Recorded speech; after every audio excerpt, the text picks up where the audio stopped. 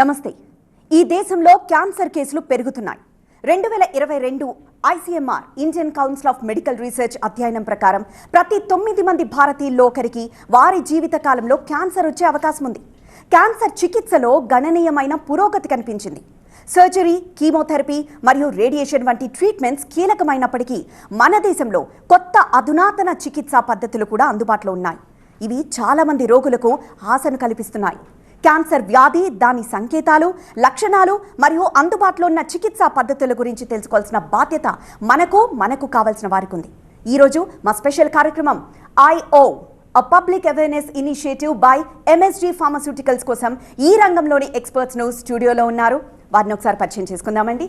సురేష్ గారు senior consultant medical oncology నుండి, American oncology hospital నుండి, అండ్ మౌనికా బొప్పన్న గారు senior consultant medical oncology KIMS hospital నుండి, సాయినాథ్ గారు senior consultant and head of medical oncology star hospital నుండి, and Vamsikrishna గారు head of department and director medical oncology AIG hospital నుండి. నమస్తే అండి. ముందుగా వంశీ గారు, క్యాన్సర్ లక్షణాలేంటి? ఏ లక్షణాలని సీరియస్గా తీసుకొని వెంటనే చికిత్సకి వెళ్ళాలంటారు? క్యాన్సర్ లక్షణాలు ఎక్కడైతే క్యాన్సర్ మొదలైందో ఆ ప్రకారంగా లక్షణాలు ఉంటాయి. అందరు పేషెంట్లు వచ్చి అడుగుతారు, ఏవైనా ఒక లక్షణం చెప్పండి ఏదైతే క్యాన్సర్ ఉంది. అట్లా ఉండదు. క్యాన్సర్ ఇప్పుడు హెడ్ అండ్ నెక్లో వచ్చింది అనుకోండి, మన నోట్లో వచ్చిన క్యాన్సర్ లక్షణాలు వేరుంటాయి, బ్రెస్ట్లో వచ్చిన లక్షణాలు వేరుంటాయి. అందరికీ చెప్పేది మేము ఏంటంటే, ఏవైనా మార్పు ఉంటే మన నార్మల్గా ఉండేదా కాకుండా మార్పు వచ్చి ఎక్కువగా వీక్నెస్ ఉండి వెయిట్ లాస్ అయ్యి అట్లాంటివి ఏవైనా ఎక్కువ రోజులు నడుస్తున్న సిమ్టమ్స్ ఉంటే చూపించుకోవడం మంచిది. అన్ని లక్షణాలు క్యాన్సర్ కావకపోవచ్చు. అండ్ చాలాసార్లు పేషెంట్లు వచ్చి ఇది క్యాన్సర్ కాదా, మనం అనవసరంగా టెస్టులు చేసుకున్నామని బాధపడతారు. అట్లా ఉండకూడదు. ఎందుకంటే క్యాన్సర్కి ఇదే ఒక డాక్టర్గా చూసేసి ఇది క్యాన్సర్ అని చెప్పలేరు. ఎందుకంటే ఎట్లా అయితే జ్వరం వస్తుంది, ఇప్పుడు క్యాన్సర్కి ఒక లక్షణం జ్వరం, కానీ జ్వరం వేరే కారణాల్లో కూడా రావచ్చు. సో వెళ్ళి డాక్టర్ చూపించుకోవడం మంచిది. ఎమర్జెన్సీగా అన్నప్పుడు ఏంటంటే, ఎప్పుడైనా కూడా ఎక్కడైనా మన బాడీలో ఎక్కడైనా గడ్డలా కనిపిస్తే, ఎక్కడైనా మనకి తెలియని చోట్లో నార్మల్గా లేని చోట్లో ఎక్కడ గడ్డలా అనిపిస్తుంది, వెంటనే చూపించుకోవడం మంచిది. తెలియకుండా వెయిట్ తగ్గిపోవడం, ఎక్కువ రోజుల నుంచి సరిగా తినకపోవడం, అలాంటివైనా ఉంటే చూపించుకోవడం మంచిది. ఎప్పుడైనా కూడా రక్తం కారడం, నోట్లోంచి ఎక్కడైనా బ్లీడింగ్ అవ్వడం, లేకపోతే మోషన్లో ఎక్కడ బ్లడ్ రావడం, యూరిన్లో బ్లడ్ రావడం, ఇవన్నీ కూడా ఎలాంటి సిమ్టమ్స్ అంటే వెంటనే చూపించుకోవడం మంచిది. ఇది పర్వాలేదు, ఏదో ఒకటి అయిపోవచ్చేమో, ఎందుకు అనవసరంగా దీన్ని టెస్ట్ చేయడం అని చాలామంది అనుకుంటారు. ట్రీట్మెంట్ కొన్ని రోజులు పడుతుంది, కానీ పూర్తిగా నార్మల్ అయిపోవచ్చు. అందుకే కొంచెం అగ్రెసివ్గా చూసుకోవడం మంచిది. ఇంకొకటి అంటే, ఏజ్ ఎక్కువ అవుతున్న కొద్దీ, వయసు ఎక్కువ అవుతున్న కొద్దీ క్యాన్సర్ పెరుగుతాయి. సో వయసు ఉన్న వాళ్ళకి ఎస్పెషలీ ఏవైనా ఇలాంటి ప్రాబ్లమ్స్ వచ్చేస్తే వెంటనే చెకప్ చేసుకోవడం మంచిది. ఇప్పుడు పేషెంట్లు వచ్చి అడుగుతారు, వాళ్ళతో పాటు ఉన్న వాళ్ళు అడుగుతారు, సార్ మాకు ఒక టెస్ట్ చెప్పండి దేంతో మీరు డయాగ్నోజ్ అయిపోతాం. అలాంటి ఒక టెస్ట్ ఉండవు. మనం కూడా కొన్ని స్టాండర్డ్ టెస్ట్లు ఉంటాయి, ఏవైతే అందరికీ చేయొచ్చు. వేరేవి వాళ్ళకు ఉన్న బాధలకి, వాళ్ళు ఉన్న రోగానికి దాని ప్రకారంగా బ్లడ్ టెస్ట్లు కానీ స్కాన్స్ కానీ చేయాలి. మేము ఒకటే చెప్తాం పేషెంట్స్కి, అందరూ వచ్చి అడుగుతారు, మేము స్కాన్ చేసాం, అది నార్మల్ వచ్చింది, అనవసరంగా చేసాం. మీరు అనవసరంగా చేయలేదు, మీరు అట్లీస్ట్ క్యాన్సర్ లేదని తెలుసుకున్నారు. అది చాలా మంచి మాట. అది ఆ మైండ్ సెట్ కొంచెం మార్పు రావడం మంచిది. సురేష్ గారు, క్యాన్సర్ని అంటే లక్షణాలు అనేది వెంటనే కనిపెట్టడం కష్టం, కానీ ఎందుకు లక్షణాలు కనిపెట్టడంలోనే లేట్ అవుతుంది? క్యాన్సర్ని స్టేజ్ ప్రకారంగా చూసుకుంటే స్టేజ్ 1, 2, 3, 4 అంటామండి. ఏదైతే ఆర్గాన్ ఉంటుందో క్యాన్సరు, అదే ఆర్గాన్కి లిమిట్ అయి ఉంటే స్టేజ్ 1 అంటాం. చాలా చిన్నగా ఉంటుంది, దాని యొక్క ప్రభావం కూడా శరీరం మీద చాలా స్వల్పంగా ఉంటుంది. ఎప్పుడైతే అది చుట్టుపక్కలకి పాకడానికి ప్రయత్నిస్తుందో స్టేజ్ 2 అంటాము. దాన్ని నియంత్రించే లింఫ్ నోడ్స్ అవన్నీ దాటిపోయి బర్డెన్ ఎప్పుడైతే ఎక్కువైపోతుందో స్టేజ్ 3 అంటాము. శరీరంలో మిగతా అన్ని అవయవాలకి పాకిపోతే స్టేజ్ 4 అంటాము. ఇప్పుడు ఎక్కడ పాకింది, ఎంత వాల్యూమ్ ఉంది అన్న దాన్ని బట్టి రోగ లక్షణాలు వస్తాయి. అంటే కొన్ని ప్రెషర్ సిమ్టమ్స్ అంటాము. అంటే ఏదైనా బయట నుంచి ఏమైనా నొక్కడం వల్ల ఇట్లాగా ఉండడం వల్ల వచ్చే సిమ్టమ్స్ రావాలంటే దానికి ఒక పర్టికులర్ సైజ్ రావాలి. అలాగే ట్యూమర్ నుంచి బయటకు వచ్చేటటువంటి ఏవైతే కొన్ని కెమికల్స్ కానీ లేకపోతే కొన్ని వాటి సైటోకైన్స్ కానీ ఇట్లాగ అంటామో వాటి నుంచి వచ్చే లక్షణాలు కొన్ని ఉంటాయి. అంటే బరువు తగ్గడము, ఆకలి తగ్గడము, కొన్ని ఇండైరెక్ట్ ఎఫెక్ట్స్ ఉంటాయి. అంటే డైరెక్ట్ అండ్ ఇండైరెక్ట్ ఎఫెక్ట్స్ చూసుకుంటే ఒక నిర్దిష్టమైన సైజ్ దాటితే తెప్పిస్తే ఈ రోగ లక్షణాలు రావు, మొదటిది. రెండోది ఏంటంటే అన్ని ఆర్గాన్స్ మనకు అందుబాటులో ఉండవు. ఇప్పుడు బ్రెస్ట్ అనుకోండి, లంప్ కనిపిస్తుంది. అదే ఒక సెంటీమీటర్ లంగ్లో ఎక్కడైనా ట్యూమర్ ఎక్కడ దూరంగా ఉందనుకోండి, దాన్ని కనిపెట్టడం చాలా కష్టం. అదే 1 సెంటీమీటర్ కరెక్ట్గా బ్రాంకస్లో ఎక్కడైనా వచ్చి దగ్గు త్వరగా వస్తుంది అనుకోండి, సులువు అవుతుంది. అంటే లొకేషన్ని బట్టి, వాల్యూమ్ని బట్టి, యాక్సెసిబిలిటీని బట్టి చూసుకుంటే చాలా మటుకు ట్యూమర్స్ డీప్గా ఉంటాయి. క్రిటికాలిటీ అంటే సిమ్టమ్స్ కాజ్ దగ్గర నుంచి దూరంగా ఉంటాయి. కాబట్టి మనం దాని మీద ఫోకస్ పెడితే తప్పిస్తే అవి వాటంతట అవి బయటికి లక్షణాలను చూపించవు. సో సాయినాథ్ గారు, ఇప్పుడు క్యాన్సర్ అనగానే మనకు కీమోథెరపీ, సర్జరీ లేదా రేడియేషన్, ఈ మూడే అందుబాటులో ఉంటాయి అన్న ఒక భావన. సో ఈ మూడు అసలు ఎలా పనిచేస్తాయి? ప్రతి క్యాన్సర్ని మనకి ట్రీట్ చేయడానికి మనకున్న 3 మొడాలిటీస్ ఆఫ్ ట్రీట్మెంట్ అండి. ఒకటి సర్జరీ, 2 రేడియేషన్, 2 కీమోథెరపీ, 3వది. సో ఏ క్యాన్సర్కి ఏది వాడాలి అన్నది అది ఏ కైండ్ ఆఫ్ ట్యూమర్ని బట్టి, ఏ రకమైన ట్యూమర్ అన్న దాన్ని బట్టి, ఏ లొకేషన్లో ఉన్న దాన్ని బట్టి, స్టేజ్ని బట్టి ఉంటుంది. ఉదాహరణకి ఇప్పుడు మనం బ్రెస్ట్ క్యాన్సర్ తీసుకున్నాం అనుకోండి, స్టేజ్ పెరిగింది, స్టేజ్ 2, స్టేజ్ 3 అయింది, ఆర్ అందులో రకం కొంచెం అగ్రెసివ్ రకాలు అట్లాంటివి వచ్చాయనుకోండి, అలాంటి కేసెస్లో అదనంగా రేడియేషన్ అండ్ కీమోథెరపీ ఈ 3 అవసరం పడతాయి. అందుకనే క్యాన్సర్ ట్రీట్ కూడా ఎప్పుడైనా ఒక మల్టీ డిసిప్లినరీ టీంలో ఉండి ప్రతి క్యాన్సరు అది ఏ స్టేజ్, ఏ రకం అన్న దాన్ని బట్టి కొన్ని ట్యూమర్స్ ఉట్టి సర్జరీకి నయమైపోయి ఉంటాయి, కొన్నిటికి 2 మొడాలిటీస్ అవసరం, సర్జరీ రేడియేషన్ కానీ, రేడియేషన్ కీమోథెరపీ కానీ, అలా 2 మొడాలిటీస్. కానీ ఒక్కొక్కసారి అడ్వాన్స్ స్టేజ్ ఉండి ఆర్ బాగా అగ్రెసివ్ ట్యూమర్స్కి 3 అవసరం పడే అవకాశం ఉంటుంది. సో ఈ ఫ్యాక్టర్స్ అన్నీ దృష్టిలో పెట్టుకొని ఒక మల్టీ డిసిప్లినరీ టీంలో అందరూ చర్చించుకొని ప్రతి పేషెంట్కి ప్రత్యేకించి ఏ ట్రీట్మెంట్ ఇవ్వాలి, ఏ సీక్వెన్స్లో ఇవ్వాలి, ముందు కీమో ఇచ్చి సర్జరీ చేయాలా, లేకపోతే సర్జరీ చేశాక రేడియేషన్ చేసి అప్పుడు కీమో ఇవ్వాలా అన్నది నిర్ధారించడం అంటూ జరుగుతుందండి. అయితే మోనిక గారు, ఈ 3 ఎప్పుడు ఏ సందర్భాల్లో ఉపయోగిస్తారు? జనరల్గా చెప్పాలంటే స్టేజ్ 1, 2 క్యాన్సర్స్ ఎక్కువ శాతం సర్జరీ మెయిన్ ట్రీట్మెంట్. తర్వాత సర్జరీ చేసిన తర్వాత మనకి ఆ తీసిన ట్యూమర్ది ఏదైతే పెథాలజీ రిపోర్ట్ వస్తుందో, బయోప్సీ రిపోర్ట్ అంటారు కదా, దాన్ని బట్టి కొన్ని ట్యూమర్స్లో మనం ఏదైనా సూక్ష్మంగా క్యాన్సర్ కణాలు ఉండిపోయి ఉంటే గనక శరీరంలో అవి కంటికి కనపడినంత వరకే సర్జన్ క్లియర్ చేయగలరు. కంటికి కనపడకుండా సూక్ష్మంగా కొంచెం ఆ ట్యూమర్ దాటుకుని కొద్దిగా బయటకు వెళ్ళిన కణాలు, వాటిని నిర్మూలించడం కోసం మనం వేరే ట్రీట్మెంట్స్, సర్జరీ తర్వాత రేడియేషన్ చేయటం, సర్జరీ తర్వాత కీమోథెరపీ ఇవ్వడం, ఇది ఆ పెథాలజీ రిపోర్ట్ బట్టి, ట్యూమర్ యొక్క కొన్ని గుణగణాల బట్టి మనం డిసైడ్ చేస్తాం అవసరమా లేదా అని. ఒక్కొక్కసారి ట్యూమర్ బాగా పెద్దగా ఉండి పక్కనున్న ఆర్గన్స్కి అతుకుపోయి ఉండి సర్జరీ చేయటం కష్టంగా ఉన్నప్పుడు దాని సైజ్ తగ్గించి ఆ పక్కన ఉన్న ఆర్గన్స్ నుంచి అది విడిపోయేలా చేయటానికి మనం ఆపరేషన్ ముందు కొన్ని ట్రీట్మెంట్స్ వాడతాం, కీమోథెరపీ, రేడియేషన్. దీంతో ట్యూమర్ సైజ్ని తగ్గించేసి అది సర్జరీ ఈజీగా అయ్యేలాగా చేయొచ్చు. ఇలా ఒక్కొక్క ట్యూమర్ ఏ ఆర్గన్లో వచ్చింది అనే దాన్ని బట్టి ఆ 3 ట్రీట్మెంట్స్ అవసరం పడవచ్చు. కొంతమందికి 2 ట్రీట్మెంట్సే అవసరం పడవచ్చు. కొన్ని ట్యూమర్స్లో రేడియేషన్ వాడడం ఎక్కువ. ఫర్ ఎగ్జాంపుల్ ఓవరీ క్యాన్సర్లో రేడియేషన్ అసలు వాడము. అలాగే కొన్ని ట్యూమర్స్లో కీమోథెరపీకి పెద్ద రోల్ ఉండదు. చాలా ఎర్లీ స్టేజ్లో చాలా చిన్న ట్యూమర్ అనుకోండి బ్రెస్ట్లో, చాలాసార్లు కీమోథెరపీ అవసరం పడకపోవచ్చు. వంశీ గారు, సో ఎట్ ప్రెజెంట్ మనకి అడ్వాన్స్డ్ ట్రీట్మెంట్స్ అంటున్నాం. అంటే అడ్వాన్స్డ్ అంటే ఏ విషయంలో అడ్వాన్స్డ్ ట్రీట్మెంట్ ఏ విధంగా ఉండొచ్చు? సో అడ్వాన్స్ ట్రీట్మెంట్స్ అనేవి ఇదొక కొంచెం హెడ్లైన్ వర్డ్, బట్ జనరల్గా మేము ఏం ట్రై చేస్తామంటే సర్జరీస్లో ఎక్కువ బాగా సర్జరీ చేయడం, తక్కువ బ్లడ్ లాస్తో చేయడం, పేషెంట్ రికవరీ బాగా అవడం, అవి సర్జికల్ అడ్వాన్స్ టెక్నిక్స్ అంటారు. రోబోటిక్ సర్జరీ అవ్వచ్చు, కొత్త రకమైన సర్జరీస్ ఉన్నాయి, అవి రేడియేషన్, అవి సర్జరీలో. రేడియేషన్లోని కొత్త మెషిన్స్ వచ్చినాయి. So we have more advance radiation techniques, side effects తక్కువ చేసి ఎక్కువ హై డోస్ ఇవ్వడం. ఇప్పుడు ఫ్యూచర్లో ప్రోటాన్ థెరపీ అని కూడా వస్తుంది, దాంట్లో కూడా కొంచెం సైడ్ ఎఫెక్ట్స్ తక్కువ చేసి ఇంకొంచెం స్ట్రాంగ్గా రేడియేషన్ ఇచ్చేటట్టుగా మెషిన్ వస్తుంది. కీమోథెరపీ ఇప్పుడు మెడికల్ ఆంకాలజీ అనే స్టేజ్లో, 4th స్టేజ్లో కూడా కొత్త రకమైన మెడిసిన్స్ వచ్చినాయి. ఒకటి ఇమ్యూనోథెరపీ అంటారు, రెండోది టార్గెటెడ్ థెరపీ అంటాం, అంటే ఒక పేషెంట్కి ఉన్న క్యాన్సర్లో ఏవైనా అలాంటి మనం మందు వాడగలమా, ఏది వెళ్ళి టార్గెటెడ్గా ఆ పేషెంట్ కోసం ఆ క్యాన్సర్లో పనిచేస్తుంది. ఏదో కీమోథెరపీ అంటే అందరికీ ఒకే డోస్ ఇచ్చేటట్లా, అలా కాకుండా టార్గెట్ చేస్తూ ఆ పేషెంట్లో ఉన్న క్యాన్సర్కి ఎగెయిన్స్ట్గా ఏవైనా వాడగలమా.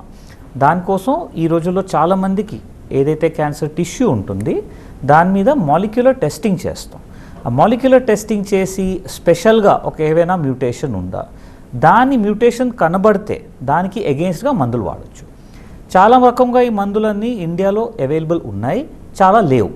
కానీ మంచి మాట ఏంటంటే చాలా రకంగా క్లినికల్ ట్రయల్స్ ఉంటాయి, ఏదైతే ఈ కొత్త రకాల మెడిసిన్ని టెస్టింగ్ చేస్తున్నాయి. 10 ఏళ్ళ కిందట అంత లేవు, కానీ ఇప్పుడు క్లినికల్ ట్రయల్స్ చాలా డెవలప్ అయ్యాయి. అండ్ హైదరాబాద్లో లక్కీగా చాలా హాస్పిటల్స్లో క్లినికల్ ట్రయల్స్ ఉన్నాయి. సో ఏవైనా కొత్త మందు ఉంటే, ఇన్ఫ్యాక్ట్ మేము కూడా డాక్టర్ మధ్యలో డిస్కస్ చేసుకుంటాం, ఈ మందు ఏమైనా మీ దగ్గర ఉందా, ఈ ట్రీట్మెంట్కి ఉందా. సో అలాంటివి ఏవైనా ఉంటే మనం క్లినికల్ ట్రయల్లో పెట్టుకోవచ్చు. సురేష్ గారు, ఇమ్యూనోథెరపీ అంటే ఈ మధ్య కొంచెం ఎక్కువగా వింటూ ఉన్నాము. సో ఇమ్యూనోథెరపీ అనేది ఎలా పనిచేస్తుంది? మెడిసిన్ అన్నది వన్ సైజ్ ఫిట్స్ ఆల్ దగ్గర నుంచి పర్సనలైజేషన్ దాకా మూవ్ అవ్వడం కోసం చాలా పురోగతి జరిగింది మెడిసిన్లో. ఒకప్పుడు క్యాన్సర్ కణం మామూలు కణానికి ఉన్న తేడాలు ఏంటి అంటే, క్యాన్సర్ వేగంగా పెరుగుతుంది, మామూలు కణాలు తక్కువగా వేగంగా పెరుగుతాయి. కాబట్టి వేగంగా పెరిగే ప్రతి కణాన్ని మనం టార్గెట్ చేసుకుని వాటిని కీమోథెరపీ అలా డిజైన్ చేయబడింది అన్నమాట, వేరియస్ సెల్ సైకిల్ని బట్టి. దానివల్ల చాలా రకమైన దుష్ప్రభావాలు రావడం మొదలుపెట్టాయి. నెక్స్ట్ మాలిక్యులర్ టెస్టింగ్ చేసుకుని ఓకే ఈ పేషెంట్కి ఈ పర్టిక్యులర్ పాత్వే ద్వారా క్యాన్సర్ వస్తుంది. అంటే ఒక ఉదాహరణ కింద చెప్పాలంటే 100 కిలోమీటర్ దాటిన వాళ్ళందరికీ ఫైన్ వేయాలన్న టైప్లో ఎంత వేగంగా క్యాన్సర్ పెరుగుతుంటే దాన్ని కీమోథెరపీ టార్గెట్ చేసి దాన్ని న్యూట్రలైజ్ చేస్తుంది. ఇంకోటి అంటే పాత్వేస్, ఈ రూట్లో వెళ్ళే వాళ్ళందరూ రాంగ్ అన్నట్టు అనమాట, 1 వేలో కాకుండా 2 వేలు. ఆ రకంగా చేసేటటువంటివి ఈ మాలిక్యులర్ టార్గెట్ థెరపీ.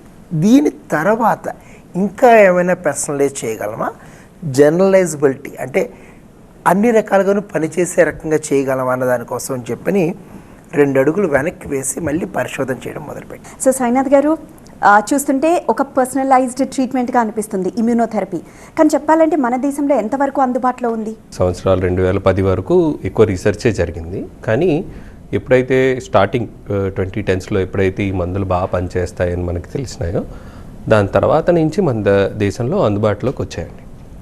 ముఖ్యంగా ఏంటంటే ఏ కొత్త క్యాన్సర్ వచ్చినా, ఏ కొత్త మందు వచ్చినా, ఆర్ కొత్త కాన్సెప్ట్ ఇలా ఇమ్యూన్ సిస్టమ్ని మనం టార్గెట్ చేసి క్యాన్సర్ని చంపుదామని వచ్చినప్పుడు ఇలా ఏదొచ్చినా ముందు అడ్వాన్స్ స్టేజెస్లో అండ్ కొంతమందికి కొన్ని ట్యూమర్స్లోనే చెక్ చేయటం అంటూ జరుగుతుంది అనమాట.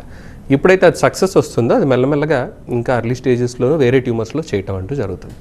సో అలా చూసుకున్నట్టయితే ఆ ఇనీషియల్ 2010s తర్వాత మనకి కొన్ని ట్యూమర్స్కే ఈ మందులు అన్నది అవసరము అండ్ అవైలబిలిటీ ఉండేది. ఇప్పుడు ఆ రోజుకి మనకి వాటి ఇండికేషన్స్ పెరుగుతున్నాయి అండ్ మందులు కూడా పెరుగుతున్నాయి అన్నమాట. సో మనకి మన దేశంలో ప్రస్తుతం అది అందుబాటులో చాలామందికి ఉంది. సో మందులు అయితే ఉన్నాయి. మోనికా గారు, చెప్పాలంటే చాలా ఆశాజనకంగా ఉంది ఇమ్యూనోథెరపీ అనేది. కానీ ప్రతిదానికి సైడ్ ఎఫెక్ట్ ఉన్నట్లే దీనికి సైడ్ ఎఫెక్ట్ ఉందా? ఇమ్యూనోథెరపీకి కూడా సైడ్ ఎఫెక్ట్స్ ఉంటాయి. ఎందుకు సైడ్ ఎఫెక్ట్స్ వస్తాయంటే, ఇందాక మనం మాట్లాడుకున్నట్టు ఇది మన రోగనిరోధక శక్తిని క్యాన్సర్తో పోరాడేలాగా చేసే మందులు ఇవి.